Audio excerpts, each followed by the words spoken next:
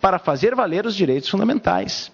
E a instituição do Ministério Público era a mais bem preparada para atuar nessa função. Nós tínhamos promotores de justiça em todas as comarcas do interior dos estados.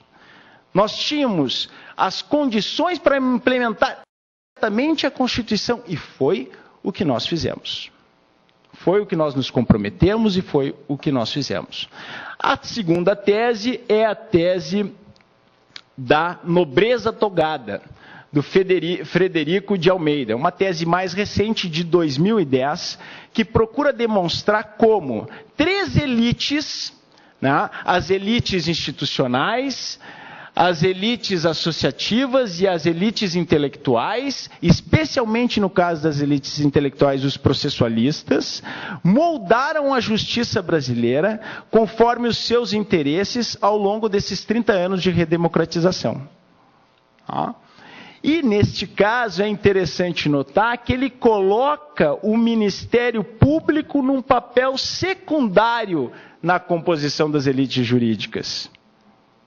E eu vinha conversando com o Daniel sobre isso e dizia, Daniel, ele está errado do ponto de vista dos direitos difusos, dos direitos coletivos. Ele está errado do ponto de vista da consolidação dos direitos fundamentais novos, do direito ao meio ambiente, do direito do consumidor, porque nós não participamos não só das leis de processo, participamos também das leis materiais. Nós fizemos o suporte jurídico para que fosse viável aplicar a Constituição. Nós trabalhamos, foi nesse sentido.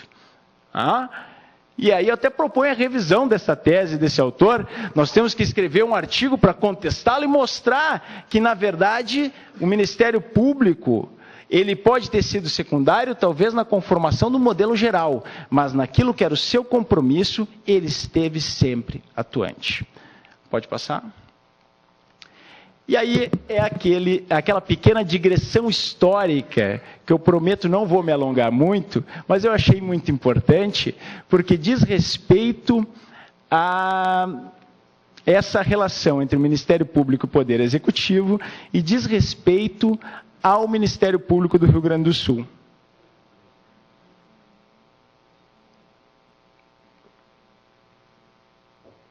O Código de Processo Civil, ele revolucionou o processo civil para o Ministério Público quando ele disse que o Ministério Público interviria nas causas que tivessem interesse público, conforme a natureza da lide, né, ou à parte. Vejam bem, quando ele disse isso, a qualidade da parte, ele quis, num primeiro momento, colocar uma norma de encerramento, que a gente fala em direito, aquela norma que permite a ampliação pelo intérprete, uma norma de encerramento que garantisse ao Ministério Público, principalmente, segundo a opinião do Amaral de Souza, que foi o deputado que introduziu essa modificação no último momento no projeto do Código Buzaide, com a finalidade, né, de tutelar as entidades públicas. Porque naquela época o interesse público se confundia com os interesses das entidades públicas. Então, o que era público era a entidade. A simples presença da entidade pública já configurava o interesse público. Pode passar? Como se deu essa evolução até chegar a esta norma do CPC? Isso que é interessante para o Ministério Público do Rio Grande do Sul, e depois até vou fazer uma visita lá à Fundação Memorial, elementos para robustecer essa tese.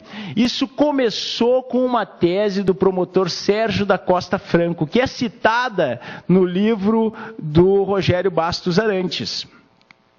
O Sérgio da Costa Franco, por sua vez, nesse projeto Memória do Ministério Público do Rio Grande do Sul, na sua declaração, que eu tive o privilégio de ler na minha pesquisa, ele conta como ele chegou a esta tese. Ele só chegou a esta tese porque o Procurador-Geral de Justiça à época, Dr. Lauro Guimarães, convocou uma comissão para discutir o Código de Processo Civil novo, patrocinou a ida daqueles promotores de justiça aos congressos e ele levou esta tese a um primeiro congresso, se eu não me engano, ou a um congresso do Ministério Público do Estado de São Paulo, em 1971.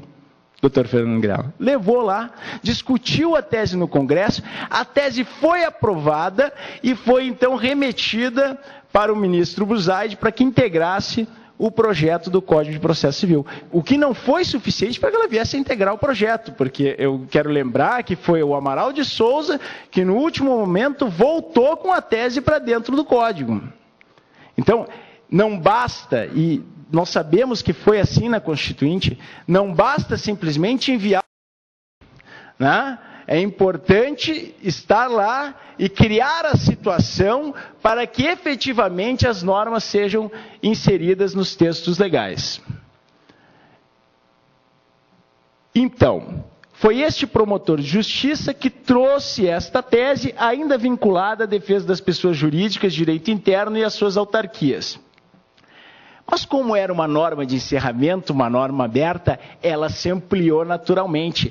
Ela foi tomando espaço e graças à doutrina de um italiano chamado Renato Alessi, que diferencia entre interesse público primário e interesse público secundário, ligando o primeiro ao interesse público do cidadão e o segundo ao interesse público do Estado, que sempre devem andar em conjunto, mas algumas vezes não andam, tá?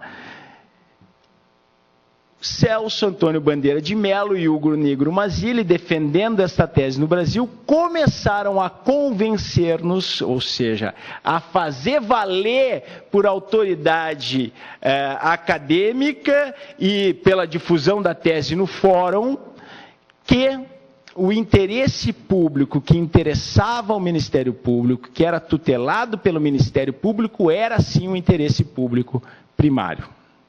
O interesse ligado ao cidadão. E a partir daí, nós conseguimos, através daquele movimento dos novos direitos, inserir uma série de normas, lei da ação civil pública, e chegamos à Constituição.